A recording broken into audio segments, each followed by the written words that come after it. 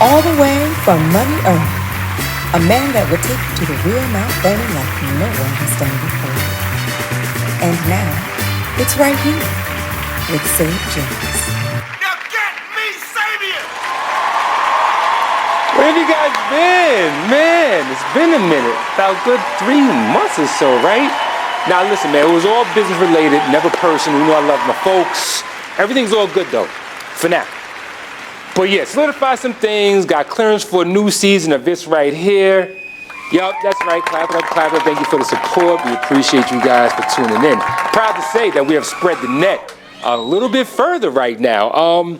As of right now, the show is being aired already in Westchester County, but we have added the Bronx on Bronx Art Station, Manhattan Neighborhood Network, and the Brooklyn Free Speech Network. So yeah, quietly making moves.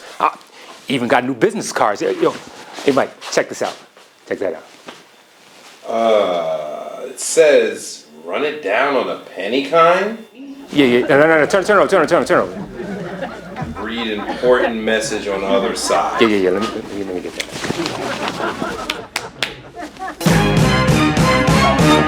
Now get me Sabe! Anyway, we're settling in for this next season, and the one thing I would like to correct is to try not to indirectly timestamp this material, because when it airs on one of the cable networks, some just may be viewing the material and it could be dated. But it's tough to not speak to the times, like right now. We're in October right now in the heat of football season, you know, and it's just getting started for real. Week 5 or 6, you really know who is what by then. So, you know, go Bills. Ugly win last night, but I'll take ugly over loss. In more ways than one. And let's not forget about fantasy season, of which I'm the proud commissioner of 2 leagues for over 13 years. And one thing I've always done is draft our team after Labor Day. But there's another draft that goes on, another season that we're in the midst of, that we need to make mention of. Cuffing season. Now, what is cuffing season? Well, I'm glad you asked. Having someone that helps keep things warm when it's cold out and when you want to play the crib. And every year we watch this cycle happen.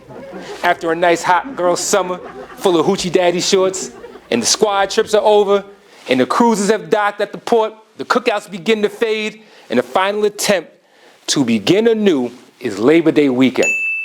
This is a draft for cuffing season. You finally connect with that one you've been playing phone tag with all summer since the Memorial Day white party, and then you see them at the last Labor Day white party of the season. Sound familiar? You know, y'all connect next September, October, are the tryouts, right? Then it's contract negotiation time in November. And how do you know when the deal is official? Thanksgiving. If you're invited to an actual dinner to watch the games and play cards and do liquor runs, you officially in, my bro. But if it's on some come get me after you eat status, then maybe you're not the main, or we got to seal the deal by Christmas season, all right? It can go either way. So then holiday season rolls around, and now it's gift giving time. And it's the first time, so if you whiff this time, it should be cool. You still get to potentially bring in the new year together and help your cause. And then it's time to see if we renew our contracts in February for spring break, and maybe Memorial Day and your first summer together. But if things go south, then it's summer too hot and summer rain all over again, and the cycle starts. So happy drafting, and hope everybody's having a good season. Now get me Sabe! Great show as usual, folks. For some reason, we have some more people that need my help, so this should be interesting. Our mindset segment will focus on the application of new info about quantum mechanics on an atomic and subatomic level. Trust me, I'm going somewhere with this. And we'll continue our list of our top 50 NCs. And I know I missed the anniversary of August 11th, but hey, had to make sure that my pockets were straight first. Time is money nowadays and can't do too much for free anymore. Now, look, we're celebrating hip hop all year this year. So, and I gave y'all a chance to get y'all a little list together, but now it's time to get the one that only matters. So, I also want to make mention that we got a few surprises coming up for you guys in the next episode. We're going to be adding to the cast, and I hope I don't have to edit this part out. So, without further ado, we are gonna move into our next segment, and you know how it goes. Hadouken!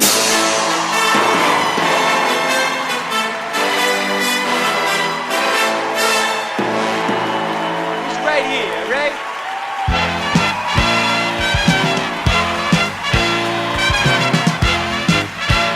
And now it's time for Hey, How This? What's going on, everybody? It's your boy, Sabe James. Welcome to another episode, another segment of Hey, Fix This. Here for the people, here for you. Get you through your toughest times and your most non-strategic moments in life, all right? I'm going to send my kachava, as we always do. I'm going to take our first caller. Mike, who we got? Hello? Sabe? Yes, sweetie pie. Hi, thanks for taking my call. I'm a big fan of the show. Well, thank you, Sugar Dumpling. What's on your mind? Again, I'm a fan of the show. Haven't missed an episode. Love how you inject comedy into your material. You know the mindset stuff. And you really think you know what you're talking about, don't you? Well, I haven't gotten any complaints so far yet, so... Ding, ding, ding. Next stop, Wellington Wait. Park. You sound like you from New York. That's a DC thing, and the only person I know that says that was my guy from the last... Yeah, exactly. Oh, you sure he came up here to see? And your first complaint. Like, where do you get the idea that I'm some cheap date like that? I mean, he sent me the request to split the Uber fare before he even got here. Where they do that at?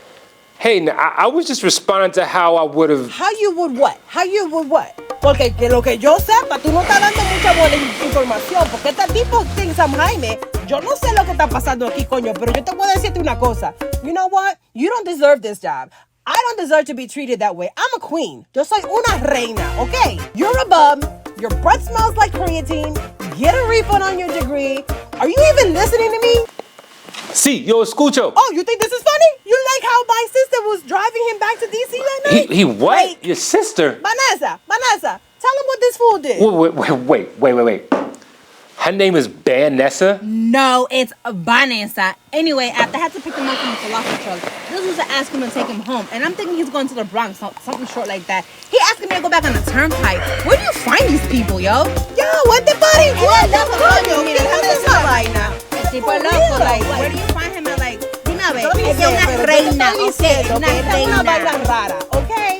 You know what? Let me stop before I say too much. I'll give you some advice. Stop using so much almond oil on your baldy. You look like Destro. You know what I haven't had in a while? Big League Chew. Big League Chew. Now get me Sabian! Hello, Sabe? Yeah, yo, speak up, bro. I can hardly hear you. Sound like you in the bathroom. Well, yeah, I am. Yo, come on, son. I know you wasn't waiting on hold that long. Nah, it's not like that. Oh, well, what are you hiding or something? Well, I mean, technically. Wait, are you safe? Yeah, I'm good. Just not trying Okay. to let my wife Talk to here. me. What's you the know what I'm saying? We've been married for a few years, but every time she cooks, she only uses salt and pepper. Wait, as a base for her recipes? No, as the recipe. Okay, I'm not following. Did she just like learn how to cook like with you? Nah, man, you know, Oh, she doesn't know the difference in the taste when you cook and she she's doesn't? into keto and veganism, you know, so she prepares a lot of like raw Whoa, veggies. hey, yo, pause. Pause. Take it easy on the My- language. my This is a bad. family show, man. My bad, my fault. Continue on. But for real though, I used to think it was because, you know, she's white. But you know, I went to the family Thanksgiving and I seen the folks get down and I'm like, Okay, well, let's start but then by, I was you really know, confused. where do you about guys that live? whole thing. We live in Connecticut. Okay, I hear there's pretty good Italian food out there. Some of the best. Forget about it. Well, how often do you guys do date night? 2-3 times a month. Okay, well, look, let's use that as an out. Find your favorite restaurant and the dish, then, you know, try looking up the recipe. And if the server is really knowledgeable, they'll even know what's in the recipe to give you the ingredients and stuff like that. Okay. And then that's not gonna matter to her. I know. Instead of going out one night, y'all staying and cook a meal together, y'all both want to try. That way, she has to use other seasonings. Exactly. My man, listen, let that process rinse and repeat a few times. All the while, you're supportive and encouraging. And if you need to send an extra message, start leaving food on the plate that was only seasoned with the salt and pepper and smash the other food that was cooked with everything else. Women pick up on routines more than anything. Trust me, I know. I'll say I that. promise you, it won't go unnoticed. Yeah. Thanks, fam. Listen. Let me get out of here before I have to call you back for something else. Fair enough. Now get me Sabian! Thanks for hanging out for another segment of A. Fix This. Next go round, we're gonna Yo, Sabe. Spose, what up? You still giving out advice? Yeah, I was on a... I got a problem. Talk to me. Hang up that phone. We was just finishing the segment, but Is that Kachava? yeah. Here's my problem. Okay. My whole life I've been getting shorties. It's who I am, it's what I do. I can't help myself. Okay. Now my girl is giving me a ton of problems. She's grilling me about everything. I gotta tell you, I'm getting real tight about it. I'm like this. I don't know what to do. Check it. If she asks you about it, don't tell her. I don't know, man. I don't know. I got a better idea. I just ain't gonna tell her. You the man. All right. Well, we'll now have a beat selection from the choir. Right here, all right? And now, it's time to get your mind right with Save James. Time it is, y'all. It's time to build that mindset. We are proponents here on this show of healthy, growth-centered mindsets, all right? So today's topic is consciousness, all right? We touched on this before. It is in everything and connects everything and everyone. Have you heard the saying, we are all connected, or all is one? Or in church, they say the spirit is one. That's an illustration of consciousness. An example of consciousness could be an analogy of this would be like a worldwide or universal-wide Wi-Fi. We all hook into this network and all share the same info in this network. All the info is shared, learned through this universal network that represents consciousness. All info, memories, experiences, possibilities exist in this shared network. This analogy shows how we are all connected. Now, we understand what consciousness is and how it works. I want to share an experiment from 1909 that shows how this works on a subatomic level, okay? So this experiment is called the double slit experiment. Pause. The experiment was set as scientists wanted to observe how light photons behave in a controlled environment. The first part of the experiment, they wanted to see how the particle behaved passing through a barrier with one opening. The particle passed through the opening and appeared on the other side of the barrier as hypothesized. Then, just for fun, scientists then wanted to see how the same particle behaved passing through the same barrier, this time with two openings. The scientists were curious on which slot the particle would pass through. They had no idea. And to their surprise, the particle passed through both openings. Big whoop, right? But think about it. This light photon, the smallest subatomic piece of energy or matter, has no eyes, no ears, no email or cell phone. But yet, it knew there were two openings that it had to adjust its structure to pass through both openings simultaneously. How did it know it had two openings? For that matter, how did it know it had one opening? How did the structure know it had to change its structure? How did it know it had to become different form of energy to pass through? How did it know these things when there was no one else in the room watching but the scientists? And it had no other influence. It's through consciousness, the connection that we have. The particle knew what to do through the consciousness of the people in the room. Remember, everything and everyone accesses and is connected to this field of consciousness, whether they realize it or not. Even though the particle has never been through this experiment before, how did it know what to do? Who knew there were two openings? The connections to the scientist's consciousness was used to gain the information of the two openings and then behaved accordingly after that. Scientists thought they couldn't have an effect on reality. Now, why is this experiment important? Because it shows that our consciousness affects the physical world around us. You are not an observer. You can change the physical particles of your world as you believe and feel. You are a participant in your reality. A great man once taught salvation is participatory, and we are participators, if that's a word, in our world. This is design. It has to work this way. By being in this world, you have an effect on it all the time. We are not separate from this creative ability, like it or not. Now, the same experiment was done again in 1998, and what they discovered this time was the more we focus and watch our physical world, the greater the effect on our world. Wait. Isn't that the same thing as quantum mechanics, the study of the field that turns thoughts into things? Isn't quantum Latin for how much? Like, I'm telling y'all, man, I'm not making this up just to hear myself talk. There's a Buddhist quote that says, reality exists only where the mind creates focus. The question is, what are we focused on? The key is we can make only what we believe in our hearts. All right, so let's wrap this up. You know, my man's back there getting angry. Wrap that up, B. Okay, boom. Number one, consciousness is likened to a universal Wi-Fi. Like it or not, as long as you reside on this planet, you are connected to it. We all share the same reservoir of knowledge, information, and participation in creating our reality. 2. Double slide experiment was conducted in 1909 and that gave evidence to the idea that we participate in our reality. Okay, this is the prequel of what I talked about quantum mechanics, about the field of how thoughts become things. And lastly, believe it or not, we participate in our reality and we are not observers, but we can only create what we believe in our hearts. And how we feel about a thought comes from our heart, good or bad. Remember, the union of thoughts and emotion creates belief. Yeah, I know. It's all starting to make sense now. I know. It's right here, all right? And now it's time for a breakdown with Sabe James. Welcome back to the Top 50 Ultimate MC Countdown. Again, like I said before previously, this is going to be the last installment on these shows. From 20 to number 1 is going to be a separate content also being posted on my social media sites. Follow me, it's at Sabe James, and I'll be on YouTube at Sabe James, 2 separate words, 1 whole word on Instagram. But other than that, let's continue on. Okay, 25, we got Tupac Shakur.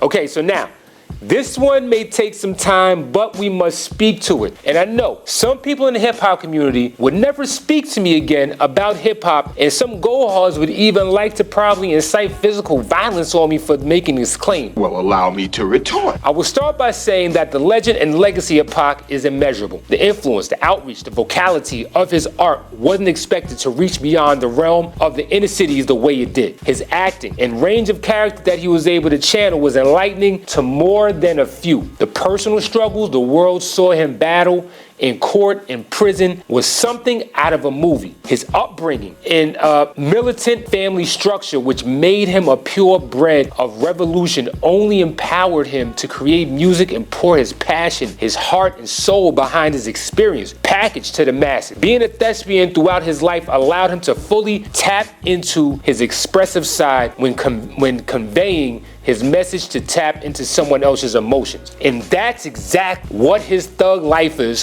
all speak to. Why they feel he's the GOAT. You feel his words. He talks about what's really going on, all legit claims. But when it comes to the bread and butter of the golden age of the 90s, lyrics and lyricism matters. Now, Pac had flow. Not gonna say they didn't. He had flow. But his bars were mediocre. Hennessy, elementary, penitentiary, adversary. You heard those in every rhyme. And his songs before Death Row had no real playability outside of I Get Around. And we're talking the 3 albums from 91 to 95 with like only 1 joint. And when Death Row gave him new life and All Eyes on Me was deemed a classic, there was some joints on there. But, you know, I banged with his music because it was because of the music and not the lyrics. There were never times I had to rewind what he said to figure out the complexity of a double or triple entendre. And when he was rhyming about, all he was rhyming about was death and somebody trying to kill him, which unfortunately became his reality. But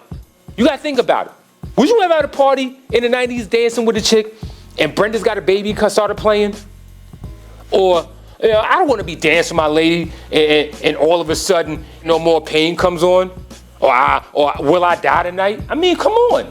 I truly think his ability to connect his audience and tap into their emotions compromised their judgment.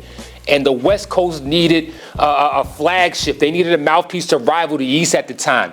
And he was a perfect candidate. His name is iconic. His impact was legendary. His beats were meh outside of Dre. And his bars were bland. Were the songs dope? Absolutely. But I'm not looking at the credits, hopefully that you have the lyrics laid out so I can follow along when it comes to a pop project. Sorry, just not. Now get me! me, Sabe! Number 24, Raekwon the Chef. Now, Chef is attached to arguably, if not the greatest hip hop group in history, the Wu-Tang Clan, and he was a frontline vanguard for the culture as a whole. And to me, more importantly. B, he made one of the best hip hop albums, like top 5 album ever, affectionately known as the Purple Tape. So I understand at this point I could be sounding like a walking contradiction when I say that I'm ranking him someone that's in part of a group, and the fact that he only is recognized by one album, but you gotta look at the contributions to hip hop where these two factors bear. So where do I start? You know him from Cream, Casual's Everything Around Me, Can It Be So Simple, It's Yours, Incarcerated Scarfaces. He made the actual Cuban link a highly coveted piece of jewelry. Nobody was wearing Cuban links until that joint came out. It was all about herringbone up until about 95. Let's be clear about it, all right? He was part of 2 back-to-back masterpieces when he featured on Iron Man, the way Ghostface featured on the Purple Tape. And when we talk of the Purple Tape tracks like Ice Cream, Verbal Intercourse, Glaciers of Ice, and Criminality, to name a few, no matter what Wu project came out, he was front and center, and not to mention the influence and the impact that started with the Purple Tape of giving aliases like Lex Diamonds, Tony Starks, etc. That changed the game forever and for everyone. They made Clarks desirable. I know cats, I used to wear them around in DC. They used to call those Bobo sneakers because only Bobos in their world will wear Clarks, all right? And lastly, him and Ghostface are arguably the best 1-2 combo outside of Jadakiss and Style, all right? I will say this. I feel like Ray and Ghost are the best 1-2 when it comes to finishing each other's stories, and Kiss and Styles are the best at finishing each other's bars. All in all, Chef is a made man in this culture and should be treated as such. Now get me, Sabe! All right, number 23. So, the Jordan spot goes to an MC of a certain demographic that would consider him in a GOAT or at least a top 5 spot. Andre 3000. So, this is a curious case to submit. Again, part of one of the greatest groups in hip hop history, Outkast, put Atlanta on the map and opened the door for the entire South. I don't care what nobody says. Outkast did that for real, all right? And he's really why we had to take Southern MC serious at that time. Now, the reason he ranks where he is most of his music is part of another song. Him and Big Boy or the rest of the Dungeon family. But what's so unorthodox about it is, and you might turn this off after I say this, since 94, he never spit a whack verse. Like, I say it in this context. He either has the best verse on whatever song he's on, or it's a hip-hop quotable. Now, that's no slight to Mr. Patton. He's on my down south Mount Rushmore, but he only makes memorable music when he's with Dre. And I know they push each other because they exhibit an unmatched yin and yang balance throughout their catalog. And when they released a double CD featuring their individual projects, Speakerboxxx and Love Below, Dre gained a whole new fan base while leaving others skeptical. Most would categorize it as a pop and R&B album, and they're really not wrong. This either made you more of a fan of his artistry or pushed you away and made your perspective further in the red if you already were questioning if he will recover from the first case known as Baduism. And those that stuck around, we saw this happening, so really didn't rattle the cage. And from that point on, we were on a search for any 3 Stacks appearance like he was Sasquatch. No matter the feature, no matter the genre, no matter the style, he does not disappoint unless you're looking for a reason. Now get me, Sabe! At number 22, we have the teacher, Chris Parker. Now, KRS is probably one of the few OGs that started out with the culture in its infancy stages of development, like early mid-80s, that still creates music according to the time. Now, I know we all praise artists like Pac and Q for bringing the political scene to the forefront through music, about the ills of society as we saw it, but truth be told, KRS been teaching since '87 and keeping a consciousness in hip-hop ever since the first album, Criminal Minded. That gave us songs like South Bronx, The Bridge Is Over, and of course the title track, Criminal Minded, which put MC Shan, Queensbridge, and the hip-hop world on notice that the birthplace of hip-hop wasn't going to allow others to claim their birthright. Then he followed up with By All Means Necessary, which gave us probably his most famous cut, My Philosophy. And that was like my real, like true, like not introduction, but that song right there made me really rock with KRS after that. From that set off, of those two albums, he continued to work and give us tracks like You Must Learn, Love's Gonna Get You, 13 and Good, Outta Here, Black Cop, Sound of the Police, MCs Act Like They Don't Know, and probably his last major track, Step Into a World. Always teaching, always got bars, always keeping a consciousness in hip hop. Still can freestyle to this day, great storyteller, doesn't have that many tracks for the ladies, but the ladies still dig his music. He helped coin the moniker of the Boogie Down Bronx, had a variety of styles including major Caribbean vibes. Recipient of the Hip Hop Honors Award from VH1 in 2004. In 2007, received the I Am Hip Hop and the Lifetime Achievement Award from BET. Has been inducted in the Bronx Walk of Fame in 2001 and the Living Legend Award in 2009. 8 albums in 10 years from 87 to 97. 22 albums total. Just released an album last year called I Am a MC RU12. Like, do the math on that. If hip hop had body parts, he would be the lungs. The Blastmaster is respected and regarded as one of the greatest pure MCs to touch a mic. Point blank, period. Now get me Sabian! All right, number 21. We got the cool genius of rap. Now, I have a confession to make. Let me be honest. I originally didn't have G-Rap ranked because my first response was, I can't play none of his music. The DJ in me took over because you really can't. But my brother Keith screamed on me for like 2 weeks straight, texting me things to remind me of his greatness. He had to remind me that I was the first person in the building with G-Rap's best album, Live and Let Die. And that was in '92. I had to be reminded that this was his third album. I had to be reminded that since '89, he's been infusing mafioso references in his rhymes that everybody speaks of to this day. I had to be reminded that this flow is the father of many styles. You directly can attribute Pun's flow to G-Rap. I had to be reminded his fourth album, 456, which headlined with Nas on the song Fast Life, charted at 24 on the billboards in the gauntlet of 1995. All with the speech impediment. The lisp was actually his trademark. I had to be reminded, none of his music got any radio play, which is more remarkable. Had to be reminded, the street narratives he painted were laced with New York gritty bars, from Road to the Riches to the streets of New York, Ill Street Blues, On the Run, Straight Jacket, Train Robbery, are just a few of the gems he dropped along the way. I had to be reminded, I used to memorize his rhymes, go down south, and spit his bars like they were mine, leaving the average 14-year-old in amazement. I had to be reminded that he was the godfather of East Coast gangster rap. I had to be reminded, and I apologize to the hip-hop community if I've offended any. It's right here, all right? Thanks for joining us for another show of It's Right Here. And whenever you're in the jam, always remember the words of a wise man once said, Sabe. I'm gonna go to Whole Foods. Whole Foods, Whole Foods, Whole Foods. I take eggs out of the carton symmetrically. Truck do my main thing. Now, KRS is literally... Number 22, we have the teacher, Chris Parker. Now.